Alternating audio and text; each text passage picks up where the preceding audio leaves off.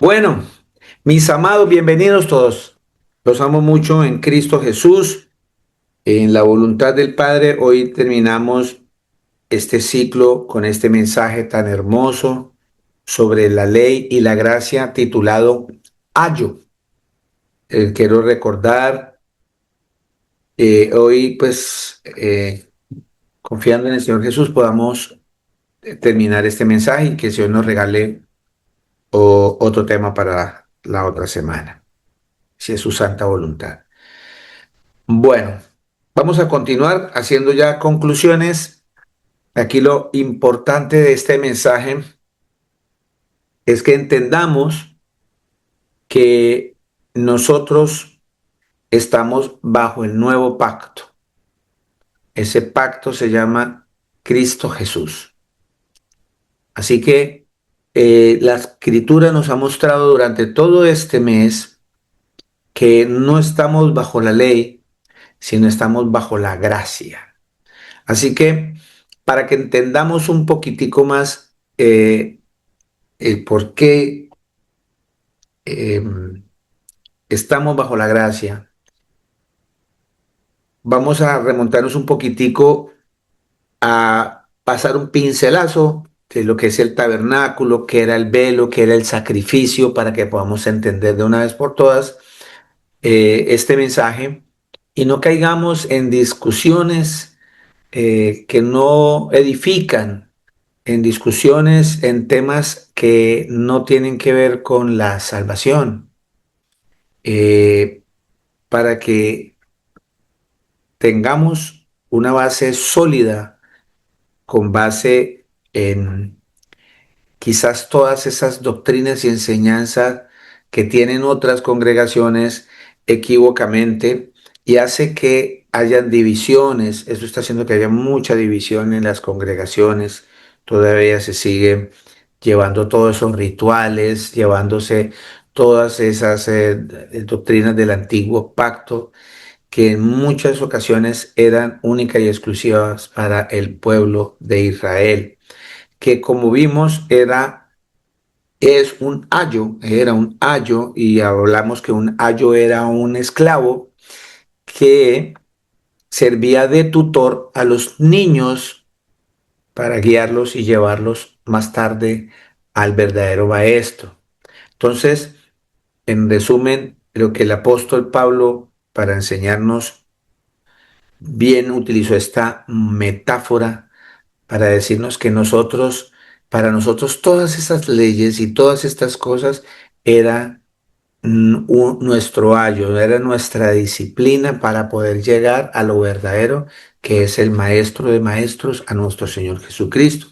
Entonces, eh, vimos y la escritura nos enseña que habían muchos mandamientos, leyes que el Señor Jesús le dio a Moisés en el antiguo pacto, ¿cierto? 10 mandamientos que después se le suman 603 para un total de 613 mandamientos en las Sagradas Escrituras.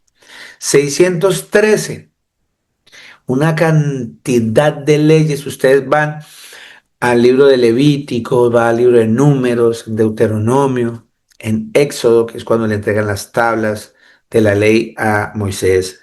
Entonces, esa ley era obligatoria cumplirla. No era si se podía, no era si la gente quería o no, era cumplirla.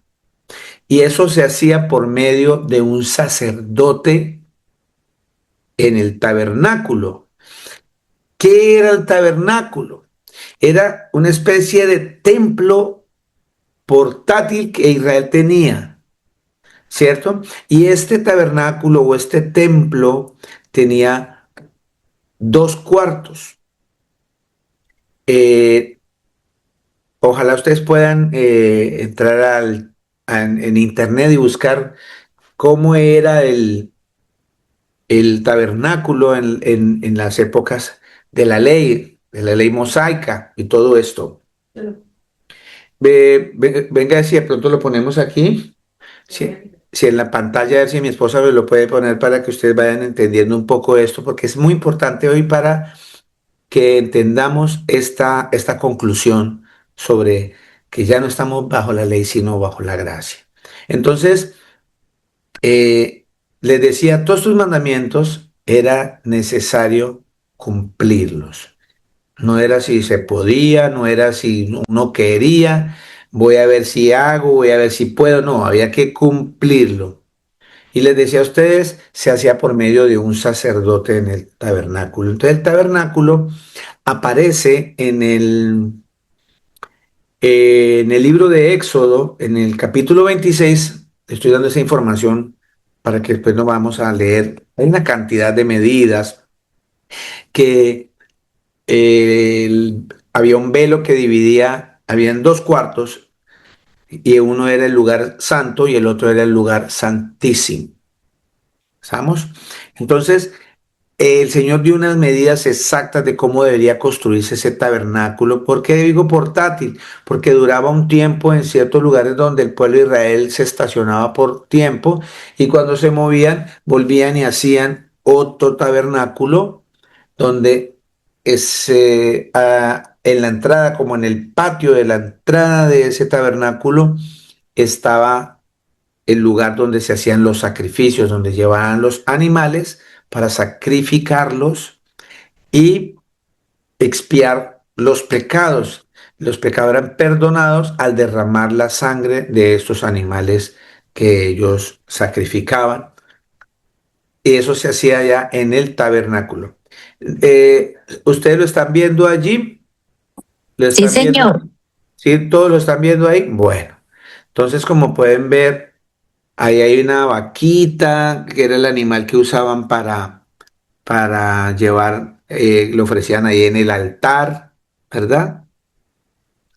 Y allá adentro, ya en esa tienda que ven, que le escapotaron un poquitico para verlo como en tercera dimensión. Ahí al fondo, en el número 3, se ve el velo. Había un velo que dividía el lugar santo y del lugar santísimo. Entonces, eh, les decía a ustedes, ese velo en el tabernáculo era era el lugar santo, que era donde los sacerdotes, el lugar santo, la primera parte era el lugar donde entraban los sacerdotes a ministrar todos los días. Y el lugar santísimo, en donde entraba, donde estaba, es el área donde estaba el pacto, en donde habitaba la presencia de Dios. Era tan sagrada esa parte del lugar santísimo que solamente el sumo sacerdote podía entrar una vez al año. Una vez al año entraba allí el sumo sacerdote. Entonces ya tienen más o menos idea, ahí le pusimos la imagen del tabernáculo. Entonces, lo que vuelvo y les digo, lo que dividía ese lugar santísimo, del lugar santo al lugar santísimo, era un velo, una cortina. Tengamos en cuenta muy bien eso. El pueblo no podía entrar a la presencia de Dios, solo el sumo sacerdote una sola vez. Y ese sacerdote tenía que estar al día con todos esos preceptos, porque la misma ley decía ya que si incumplía uno de todos sus mandatos, anulaba todos los demás. Así que si el sacerdote entraba en pecado, la presencia del Señor lo consumía, moría esta persona. Tenían que sacarlo con un lacito que lo amarraban en un pie, porque si no salía el sacerdote es porque había sido consumido por la presencia del Señor. Así que mire todas estas cosas que se hacían allá en la ley. ¿m? Tengan en cuenta muy bien ese velo, porque el Señor Jesús nos va a mostrar cada cosa que ustedes estamos viendo allá, nos lo trae aquí a estos tiempos donde todo se cumple en Él. Solo, todo esto se está cumpliendo en el Señor Jesucristo. Entonces, si ustedes ven pueden buscar por favor en casa en Éxodo 26, 1, 37. Allá el Señor nos muestra, eh, vamos a leer unas, Éxodo 26. Es clarito. Dice el tabernáculo, Éxodo 26:1, harás el tabernáculo de 10 cortinas de lino torcido, azul púrpura y carmesí, y los harás con querubines de obra primorosa. La longitud de una cortina es de 28 codos y la anchura de la misma cortina de 4 codos. Todas las cortinas tendrán una misma medida, etcétera, etcétera, etcétera. Toda esta ordenanza que el Señor había dado eh, para el pueblo de Israel, especialmente para los levitas. Acuérdense que los levitas vienen de la tribu de Leví, o sea, una de las 12 tribus de Jacob, de Israel, que salieron de allá de Egipto y de allá aparece el pueblo de Israel. Y las 11 tribus tenían heredad, ellos podían tener tierras y demás. Los levitas no, porque el Señor solamente les dijo que Él era su heredad, por eso las otras 11 tenían que darle a esa tribu diezmo para sostenerlo. Y el diezmo era una vez al año por cada tribu, por las 11 tribus.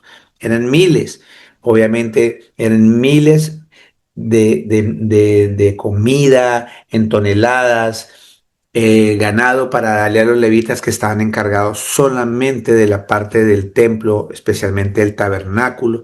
Unos eran sacerdotes que ministraban el lugar santo y solamente un sacerdote principal, que era el sumo sacerdote, que entraba al lugar santísimo. Entonces, mire cuando ya el Señor empieza a relacionarnos aquí. En Primera de Corintios 3:16, vamos a Primera de Corintios 3:16. Todo esto es muy importante saberlo. Es muy importante saberlo para que no seamos engañados, para que tengamos además bases fundamentadas para salir en defensa del Evangelio, porque a veces nos engañan, porque nosotros desconocemos totalmente las cosas que el Señor nos manda. En 1 Corintios 3:16 vamos a ver un concepto de tabernáculo que es para nosotros los creyentes, que el Señor Jesús aquí relaciona ese concepto de tabernáculo con nosotros los creyentes. ¿No sabéis que sois templo de Dios y que el Espíritu de Dios mora en vosotros? Si alguno destruyere el templo de Dios, Dios le destruirá a él, porque el templo de Dios, el cual sois vosotros, santo es. Mire, ya estamos hablando de un lugar santísimo, y es nuestro cuerpo, y nosotros no hemos entendido eso. ¿Por qué? Porque seguimos allá con las leyes, seguimos con ese ayo, como si nos tuvieran que estar disciplinando cuando el verdadero maestro ya vino y en él se cumple toda la ley. Mire que el Señor nos está diciendo, ese tabernáculo somos nosotros mismos, ese templo donde mora el Señor Jesús es su cuerpo y el mío, que en otras palabras es su iglesia. Cada uno de nosotros es una iglesia. Por eso cuando el Señor venga, va a venir por su iglesia. ¿Estamos? Entonces, dice la escritura en Hebreos 9:11, es lo importante entender que el Señor mora en nosotros. Ya tenemos que ir mirando que, por ejemplo, el Señor ya no necesitamos de ese tabernáculo, ya no lo necesitamos. Claramente lo acabamos de leer en Primera de Corintios. Dice que si alguno destruye el templo de Dios, Dios le destruirá a él, porque el templo de Dios, el cual sois vosotros, santo es. Ya tenemos una responsabilidad muy grande, demasiado sublime. el decir que seguimos al Señor Jesús. En Hebreos 9:11, desde el 1, para que vamos entendiendo un poquitico. Hebreos capítulo 9, versículo 1 dice así. Ahora bien, aún el primer pacto tenía ordenanzas de culto y un santuario terrenal, porque el tabernáculo estaba dispuesto así. En la primera parte, llamada el lugar santo, estaban el candelabro, la mesa y los panes de la proposición.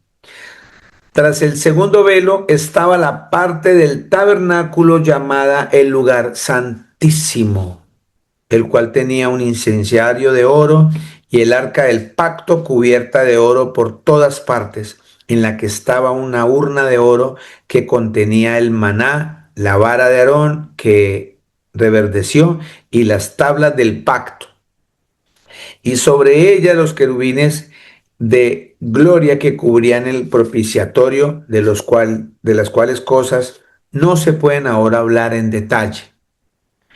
Y así dispuestas estas cosas, en la primera parte del tabernáculo entran los sacerdotes continuamente para cumplir los oficios del culto. Pero en la segunda parte, solo el sumo sacerdote una vez al año, no sin sangre, la cual ofrece por sí mismo y por los pecados de ignorancia del pueblo. Dando el Espíritu Santo a entender con esto que aún no se había manifestado el camino al lugar santísimo, entre tanto que la primera parte del tabernáculo estuviese en pie. ¿Si estamos entendiendo? Lo cual es símbolo para el tiempo presente, según el cual se presentan ofrendas y sacrificios que no pueden hacer perfecto en cuanto a la conciencia al que practica ese culto, ya que consiste solo de comidas y bebidas, de diversas abluciones y ordenanzas acerca de la carne, impuestas hasta el tiempo de reformar las cosas.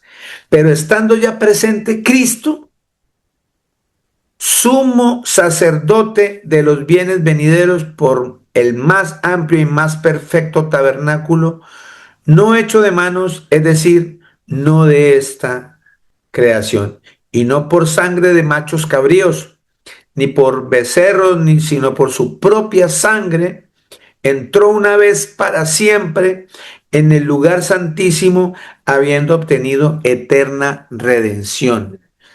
¿Cierto? Haber tenido eterna redención. Mire lo que me está diciendo la escritura. Cuando el Señor Jesús, cuando el Señor Jesús estaba allí en el madero y él le dice a los sacerdotes, le dice, cuando él dice consumado es, ¿cierto? Si ahora seguimos leyendo acá. Sí, esperen, antes de irnos sigamos leyendo aquí en Hebreos 9:13. Dice, porque si la sangre de los toros y de los machos cabríos y las cenizas de la becerra rociadas a los inmundos santifican para la purificación de la carne, cuánto más la sangre de Cristo, el cual mediante el Espíritu eterno se ofreció a sí mismo sin mancha a Dios, limpiará vuestras conciencias de obras muertas para que sirváis al Dios vivo. ¿Sí se dan cuenta? Así que por eso es mediador de un nuevo pacto, para que interviniendo muerte para la remisión de las transgresiones que había bajo el primer pacto, los llamados recibirán la promesa de la herencia eterna. Porque donde hay testamento es necesario que intervenga muerte del testador.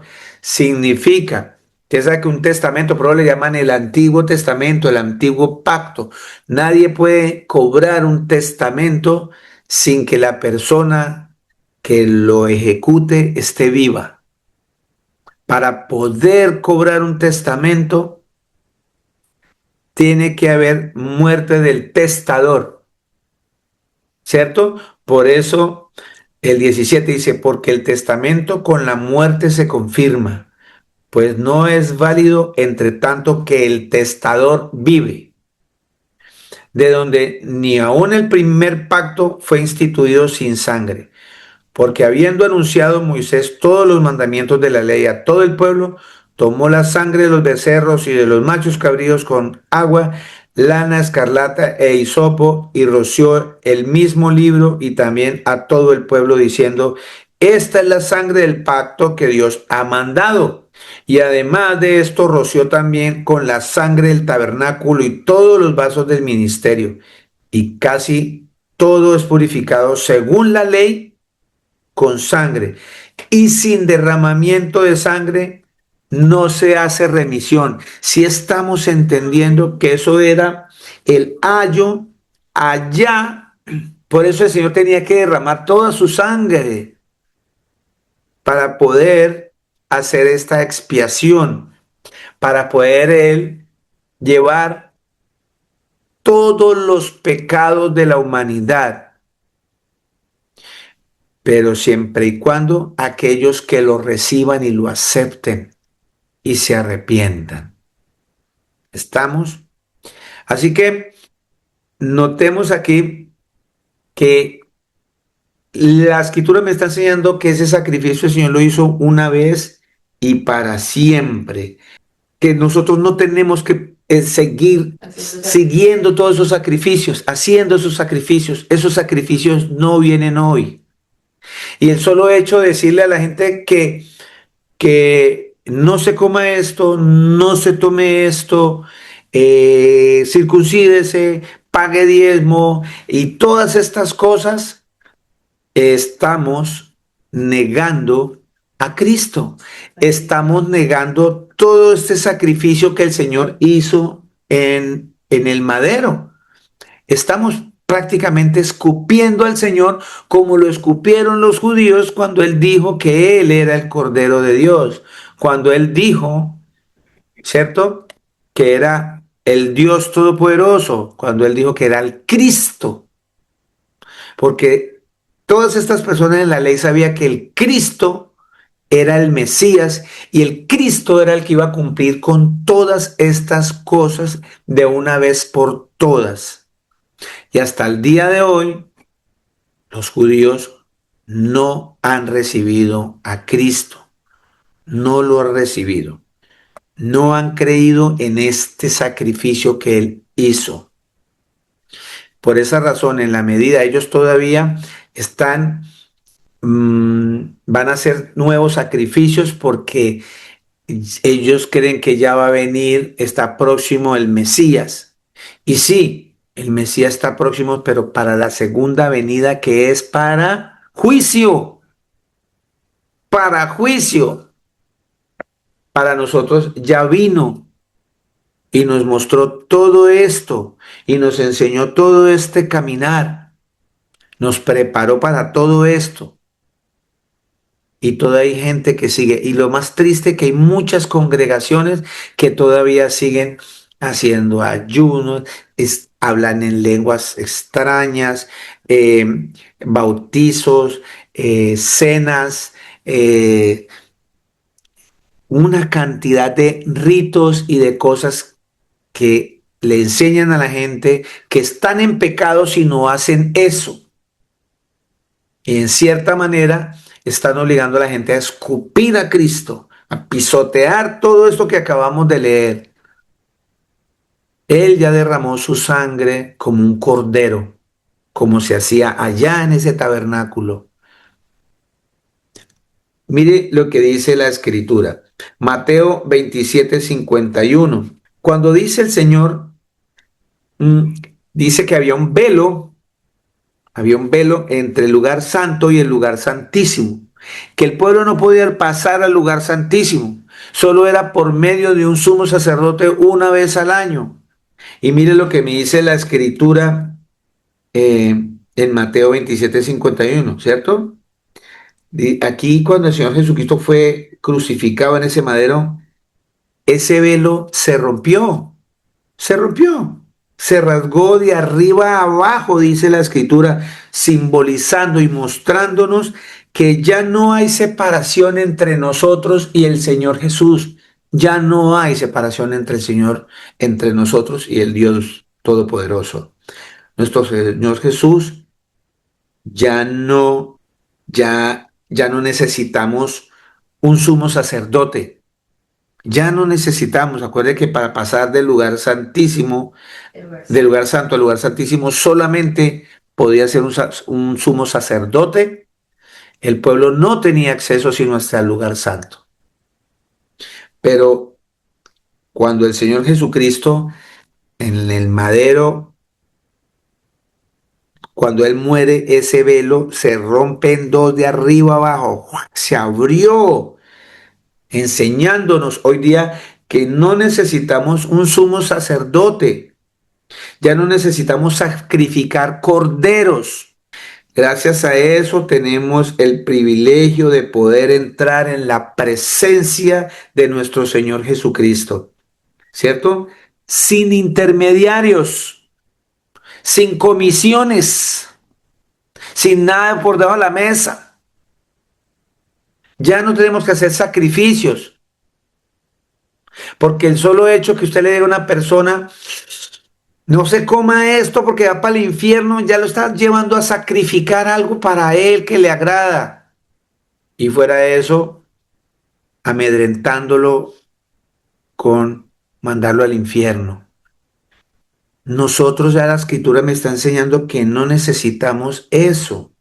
Ya no necesitamos sacrificar nada con base en esas cosas de las obras, porque por obras no vamos a ser salvos. ¿Sí estamos entendiendo? Ya no necesitamos tabernáculos. Solo por la gracia podemos entrar con el Señor Jesús en cualquier lugar que estemos. Donde usted esté en cualquier lugar, Él lo llena todo. Él es espíritu y lo llena absolutamente todo. Mateo 27:51. Mateo 27:50-51. Mas Jesús, habiendo otra vez clamado a gran voz, entregó el Espíritu. Estamos hablando del Todopoderoso en la carne. Estaba allí y entregó su Espíritu. Y he aquí el velo del templo se rasgó en dos, de arriba abajo. Y la tierra tembló y las rocas se partieron. Imagínense cómo nos lo describe ese rompimiento. Es algo apoteósico.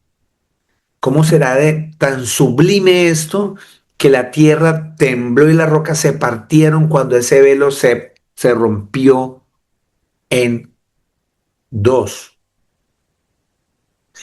Dándonos a entender que ya no necesitamos un sacerdote, ya no necesitamos un velo, porque podemos pasar directamente al Señor Jesús, sin intermediarios. Aquí cuando me dicen que María Auxiliadora es intercesora, mentira del diablo. No necesitamos ningún intermediario. Ni María, ni San Martín, ni San Roque, ni Santo Fimio, nada de ellos, ninguno puede interceder por mí. Falso. Aquí esta cita me dice claramente, tenemos acceso directo a nuestro Señor Jesucristo. O sea, un acceso directo al Dios Todopoderoso, sin intermediarios. a una distancia de una oración, a una distancia de un pensamiento. Porque vimos en Corintios que Él mora en nosotros, que nosotros somos templo del Espíritu Santo. Mire qué responsabilidad tan grande tenemos. ¿Sí estamos entendiendo, mis amados? Entonces, empieza a abundar la gracia. Ya vamos a mirar eso. Sacrificio, el sacrificio para que nuestros pecados sean perdonados, ya se hizo. Acabamos de verlo en la cruz. Solo que esta vez no fue un animal, fue el mismísimo Dios hecho carne que se sacrificó una vez y para siempre. Para siempre. Dejemos de estar de cierta manera tratando de quedarnos allá con todas esas leyes, porque déjeme decirte y vuelvo y lo repito, eso era un ayo. Yo no puedo estar siguiendo, tratar de cumplir todas esas ordenanzas, porque la escritura me enseña que tengo que cumplirlas todas. Y una de las ordenanzas que estaban allá de esos 300, de esos 613 preceptos que estaban como leyes allá, hay una ahí que está escrita que el hijo que deshonre al papá tiene que morir a pedrada. Imaginen nosotros cogiendo a piedra a nuestros hijos a estas épocas. ¿O cuántas de nuestras mujeres hoy estarían muertas a punta de pedrada por adulterio? ¿O cuántos de nosotros estaríamos muertos por adulterio? ¿O los cumplimos todos o no cumplimos ninguno? Pero la escritura dice que ya no necesitamos cumplir eso. Ya no. No sigamos perdiendo nuestra vida, nuestro tiempo en eso. El Señor nos enfoca y nos lleva a algo más elevado, más sublime, más espiritual. Ya no hay más sacrificio, ¿cierto? Hoy no se sacrifican corderos porque la muerte de nuestro Señor Jesucristo representa ese sacrificio de ese cordero. Él representa ese sacrificio que se hacía antes. ¿Para qué? Allá se sacrificaba ese animal y su sangre se vertía para limpiar nuestros pecados, para perdonar nuestros pecados, ¿cierto? Ya no necesitamos. El Señor Jesucristo representa ese cordero. Por eso, cuando Juan el Bautista, que fue enviado, Juan el Bautista fue enviado para preparar el camino al Cristo, al Mesías, al Dios Todopoderoso que se iba a hacer carne. ¿Y qué empezó a preparar? ¿Qué camino? ¿Cómo lo preparaba Juan el Bautista? Empezó a decirle a la gente, arrepiéntanse que viene el Señor. Arrepiéntanse, arrepiéntanse. Y en eso estaba Juan el Bautista cuando mire lo que aconteció. Juan 1:29, vamos al Evangelio de Juan, dice Juan 1:29. El siguiente día vio Juan a Jesús. ¿Cuál Juan? Juan el Bautista. Que ustedes miran atrás, estaban hablando que Juan estaba bautizando a la gente, etcétera, etcétera. Dice, el siguiente día vio Juan a Jesús que venía a él y dijo, he aquí el Cordero de Dios, el que quita el pecado del mundo.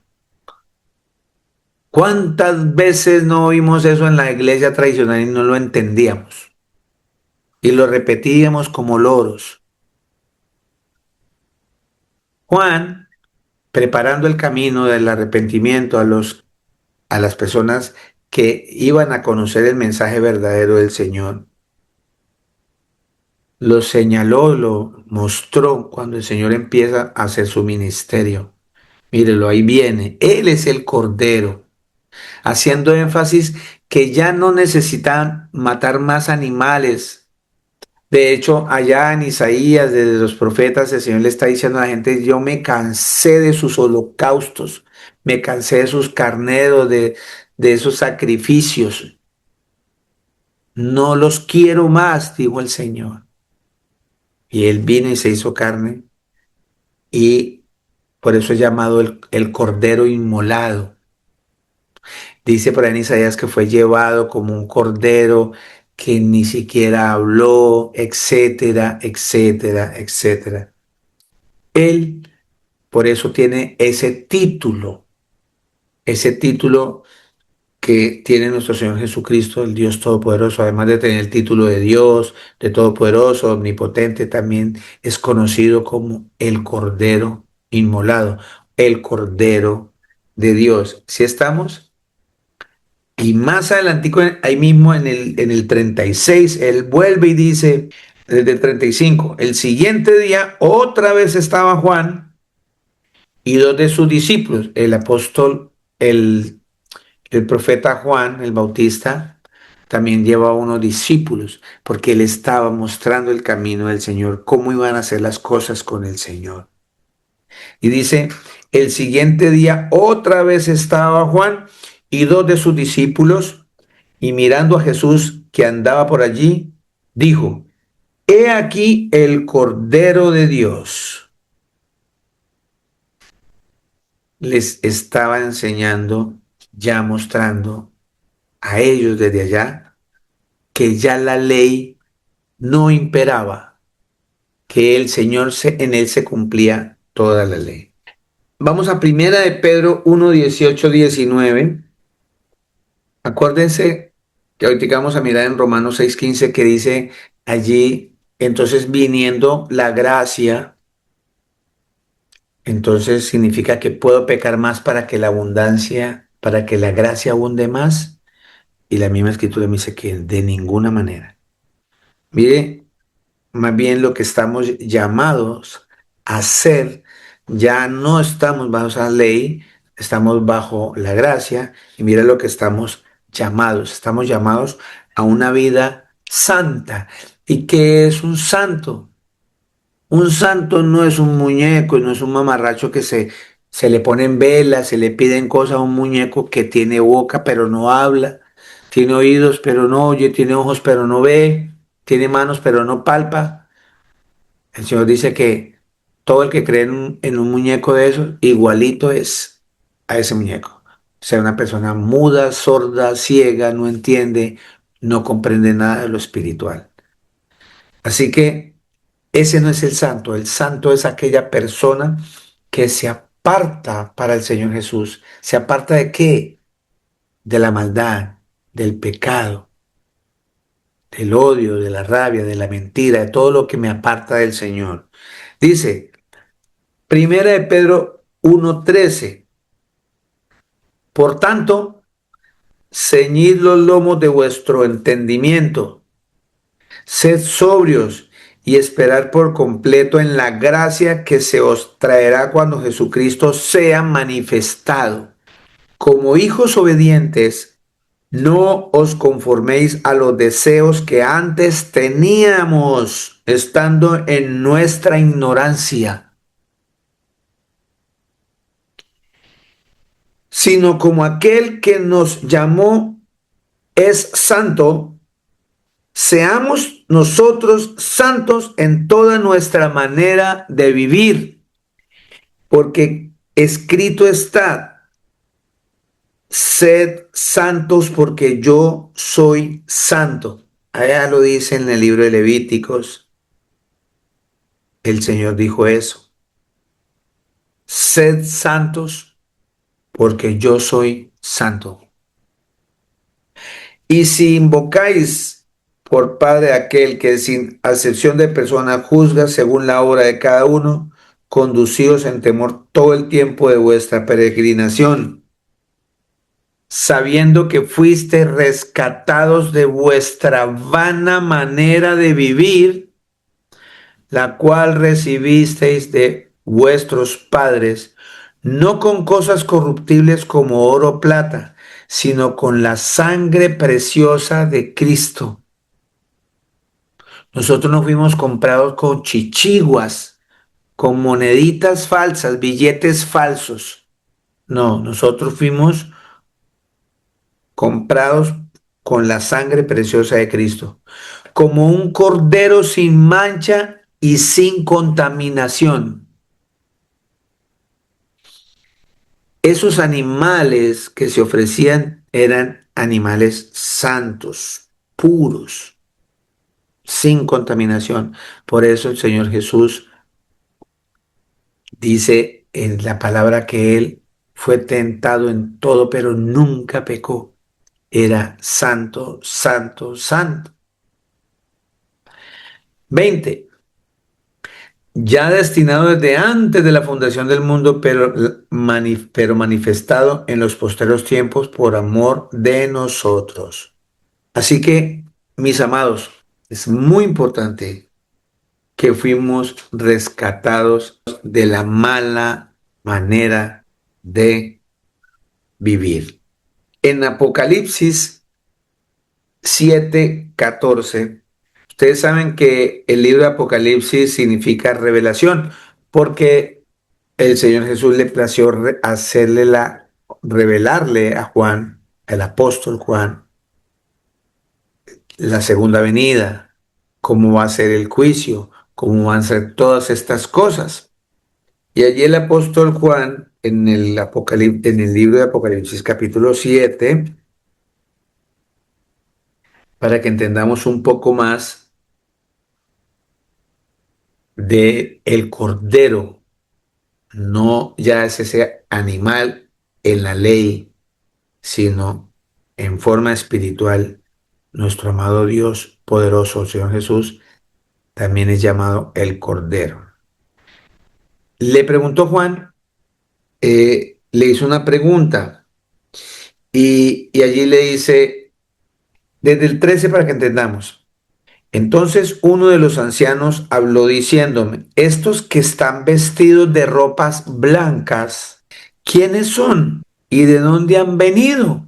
Y el Señor le dije, Señor, tú lo sabes. Estaba hablándole el Señor preguntándole a Juan. Y Juan le dice, Señor, tú lo sabes. Y él me dijo, el Señor, estos son los que han salido de la gran tribulación y han lavado sus ropas y las han emblanquecido en la sangre del Cordero. La sangre del Cordero, esa sangre que derramó el Señor Jesús, que cuando dice consumado es, se rompe ese velo, tembló la tierra, se rompieron las rocas, dándome acceso directamente al Señor. Ese Cordero es el que limpia, me va a limpiar de toda mi suciedad como humano. Ahí lo dice claramente. Dice que de dónde salieron todos aquellos y él dice que va a haber una tribulación y nosotros lo sabemos. Y la gente no cree en eso.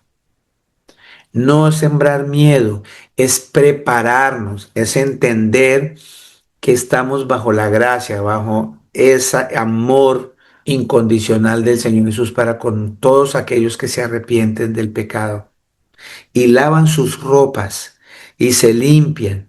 Acabamos de ver en Primera de Pedro diciendo eso, que fuimos rescatados de nuestra vana manera de vivir, ¿cierto?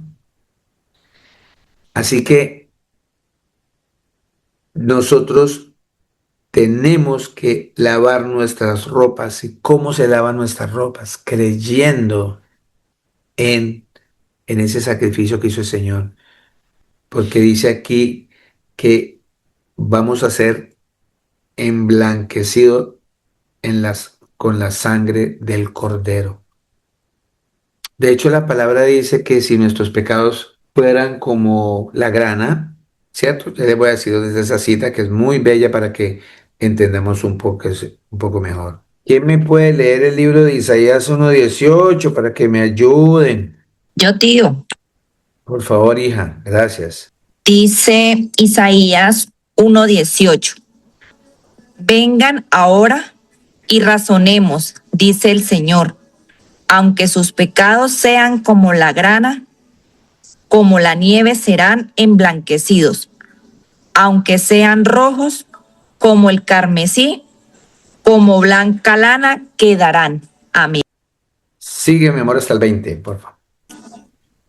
Dice, si ustedes quieren y obedecen, comerán lo mejor de la tierra. Pero si rehúsan y se rebelan, por la espada serán devorados. Ciertamente la boca del Señor ha hablado. Amén. Amén. Dice el Señor, vengan, dice nuestro Señor Jesucristo, estemos a cuenta, pongámonos a cuenta, usted y yo. Si sus pecados, nuestros pecados fueran como la grana es un rojo bien oscuro, como la nieve serán emblanquecidos. Si fueren rojos como el carmesí, vendrán a ser como la blanca lana. Es sencillamente si nosotros oímos al Señor, si queremos oír al Señor y le obedecemos, ¿cierto? Por muy grande que sea el pecado que según lo pueden manifestar la gente, usted, y este pecado es más grande que este otro pecado, dice, por no importa el pecado que tú tengas, pongamos de acuerdo con el Señor, pongamos de acuerdo con el Señor, entendamos ese sacrificio, no lo dejemos pasar en vano. Eso tiene que ver con la gracia, ese regalo que usted y yo no nos merecemos porque nosotros merecemos estar muertos, pero por la misericordia del Señor Jesús, por su gracia, nos mantenemos en pie para oírlo, entenderlo y tener vida eterna. Qué qué hermoso ese regalo que nos espera a nosotros. Debemos procurar por eso estar lavando nuestras ropas. Lavar nuestras ropas significa salir de todo este pecado que a diario le estamos alimentando, aún sabiendo que el Señor mora en nosotros y que somos templo del Espíritu Santo. Amén. Vamos a Hebreos 7, 24, 28, desde el 22 para que entendamos. Por tanto, Jesús es hecho fiador de un mejor pacto. Y los otros sacerdotes llegaron a ser muchos debido a que por la muerte no podían continuar. Mas este, por cuanto permanece para siempre, tiene un sacerdocio inmutable, por lo cual puede también salvar perpetuamente a los que por él se acercan a él mismo, o sea, a Dios, viviendo siempre para interceder por ellos, ¿cierto? Hablando en la parte, en la carne que ese sacrificio que hizo. Porque tal sumo sacerdote nos convenía, santo, inocente, sin mancha, apartado de los pecadores y hecho más sublime que los cielos, que no tiene necesidad cada día, como aquellos sumos sacerdotes, de ofrecer primero sacrificios por sus propios pecados y luego por los del pueblo, porque esto lo hizo una vez para siempre, ofreciéndose a sí mismo, porque la ley constituye sumos sacerdotes a débiles hombres. Pero la palabra del juramento posterior a la ley, al Hijo, hecho perfecto para siempre. Mira qué palabra tan profunda. Todo esto tenemos que asimilarlo, entenderlo, vivenciarlo, para que nadie se jacte y venga a hablarnos de cosas, de leyes a esta época, de cosas que ya no necesitamos. que debemos concentrarnos dentro de esta conclusión. Ya vamos a llegar. ¿Cuál es la finalidad de la ley? Hebreos 10:8, del 1, 10:1.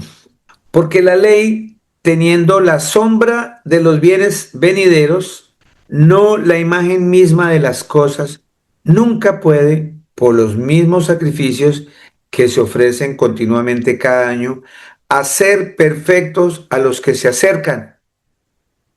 De otra manera, cesarían de ofrecerse, pues los que tributan este culto, limpios una vez, no tendrían ya más conciencia de pecado.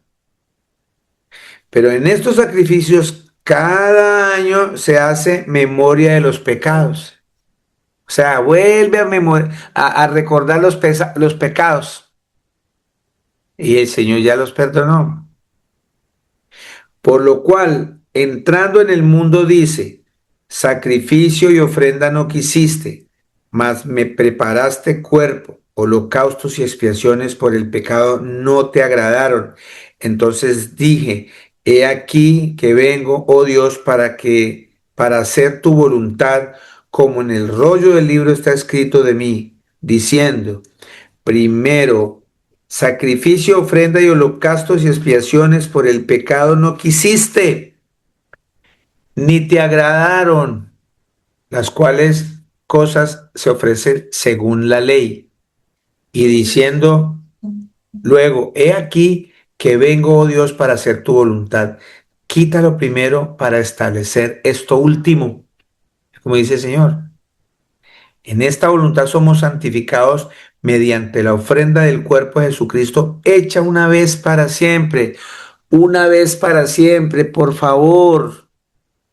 No es que tengamos que estar repitiendo que el Señor cada vez tenga que ir al madero. Y ciertamente, todo sacerdote está día tras día ministrando y ofreciendo muchas veces los mismos sacrificios que nunca pueden quitar los pecados. Pero Cristo, habiendo ofrecido una vez para siempre un solo sacrificio por los pecados, se ha sentado a la diestra de Dios. Significa, se sentó en su trono de poder como Dios Todopoderoso.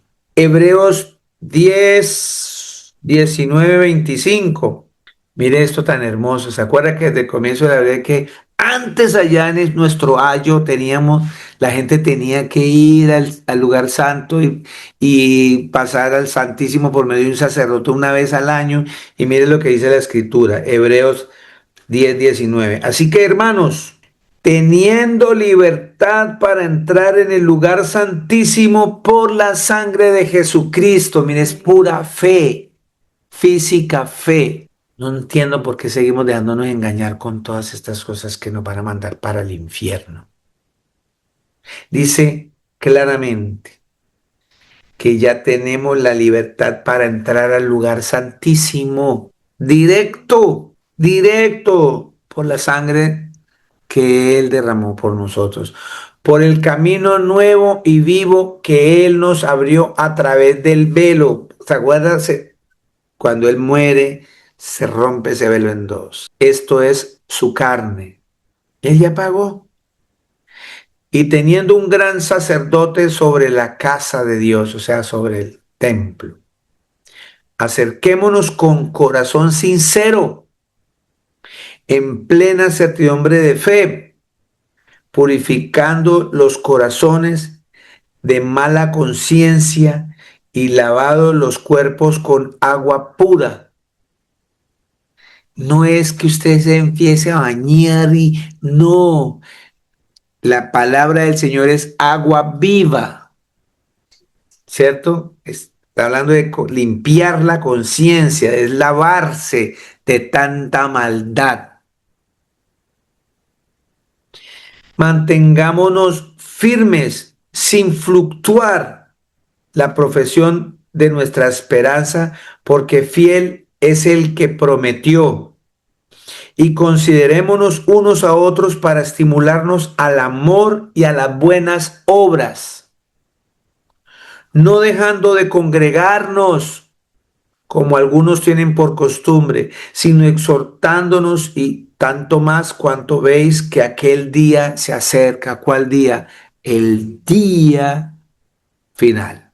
Y la gente no quiere hacer caso, la gente no quiere oír. Cada día hay más pecado, cada día hay más maldad. Pasan de largo todo esto que estamos leyendo.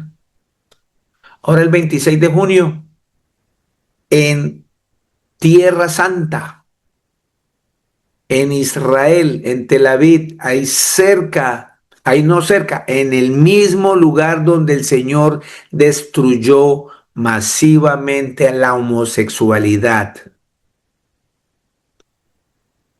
El pueblo judío de hoy día avaló, miren ustedes en las noticias, miren en internet, 26 de junio, en Tel Aviv, ahí donde era Sodoma y Gomorra, se va a hacer la reunión LGTBQRXYZ, la 20, todo el abecedario, se van a reunir allá en Sodoma y Gomorra. Es una reunión mundial. Miren qué atrevimiento tan grande, cómo pisotean el nombre del Señor Jesús. Es ahí donde toda esa sangre que el Señor derramó para limpiarnos nosotros de todos estos pecados es pisoteada, es hollada, es rebeldía, es tentar al Señor, tentar en el mismo lugar donde fueron consumidos con ácido, con azufre y fuego. Eh, yo leí eso y solo sentí dolor en mi corazón por mi amado Señor Jesús y dije, Padre Santo, ten misericordia a todas estas personas, Señor, porque ellos no saben lo que hacen, Señor Jesús. Guíalos, Señor. Perdónalos, Padre Santo, porque no saben lo que hacen, Señor Jesús. Bendícelos. Y la Escritura me está diciendo que debemos exhortarnos, que debemos estimular unos a otros a andar en el bien, a salir de la lujuria, de la mentira, del pecado, de la muerte, del amor al dinero, a poseer, a las cosas materiales, porque el día del Señor está muy cerca. Dentro de esta misma conclusión, vamos a Romanos capítulo 13, versículos 8 al 10. Dice, no debáis a nadie nada, sino el amarnos unos a otros, porque el que ama al prójimo ha cumplido la ley. Si se dan cuenta dónde está el cumplimiento de la ley. 9. Porque no adulterarás, no matarás, no hurtarás, no dirás falso testimonio, no codiciarás y cualquier otro mandamiento. En esta sentencia se resume, amarás a tu prójimo como a ti mismo. ¿Sí? Donde se resume todo eso que nos enseñó y nos mostró que somos pecadores. Amando a nuestro prójimo se cumple toda la ley. Porque cuando una persona ama a su prójimo, no le va a codiciar sus bienes, no, no lo va a robar, no lo va a adulterar, no lo va a matar y cualquier otro mandamiento. Porque más adelante la escritura me va a mostrar en este mismo, vamos a seguir que el amor es el cumplimiento de la ley. Dice 10. El amor no hace mal al prójimo. Así que el cumplimiento de la ley es el amor. ¿Si estamos entendiendo? El cumplimiento, eso se cumple, se completa, es por medio del amor. Y la escritura me ha enseñado que el Señor Jesús es el amor. Así de sencillo. Por eso dice que el cumplimiento de la ley es el mismo Cristo y en nosotros es ese amor que mora en nosotros, que es Cristo Jesús, es lo que debe irradiar de nosotros para el prójimo. Y el prójimo no es solamente mi hermano en la congregación, y el prójimo no es solamente mi esposa, ni mis hijos, ni mi familia, ni mis mejores amigos. El prójimo es todo aquel que necesite que se tenga misericordia de él. ¿Sí estamos entendiendo? Yo no puedo que porque allí va un fulano de tal que no cree que el Señor Jesús es Dios y, y no cree lo mismo que yo, entonces lo veo afuera, botado en el camino. Yo tengo que hacer misericordia con esa persona. Es amor a una persona, a un prójimo, porque cumplo la ley. ¿Estamos? Gálatas 5:14. ¿Quién me hace el favor y me lee Gálatas 5:14?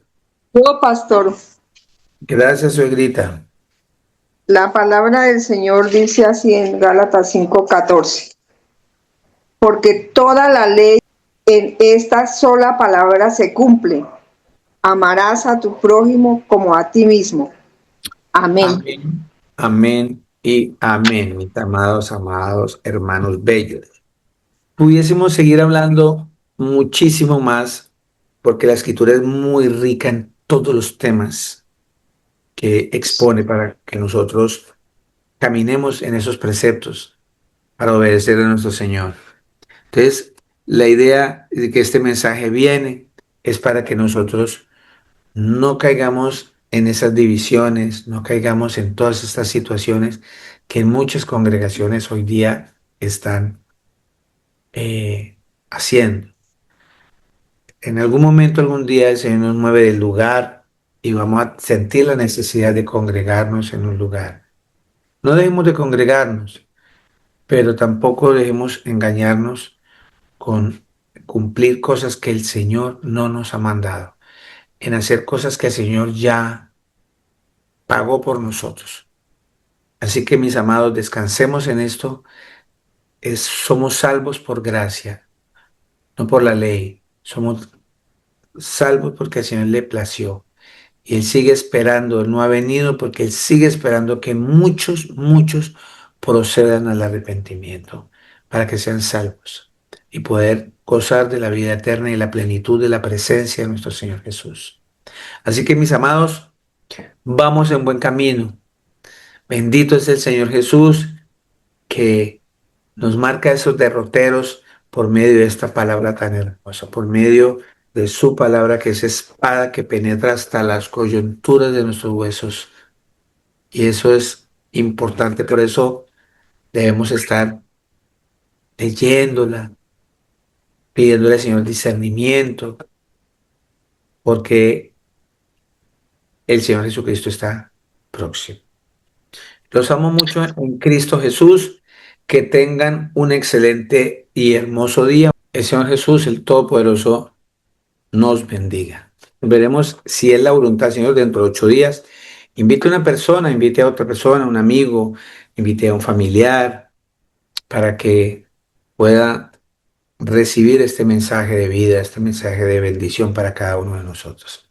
Que tengan un excelente y hermoso día.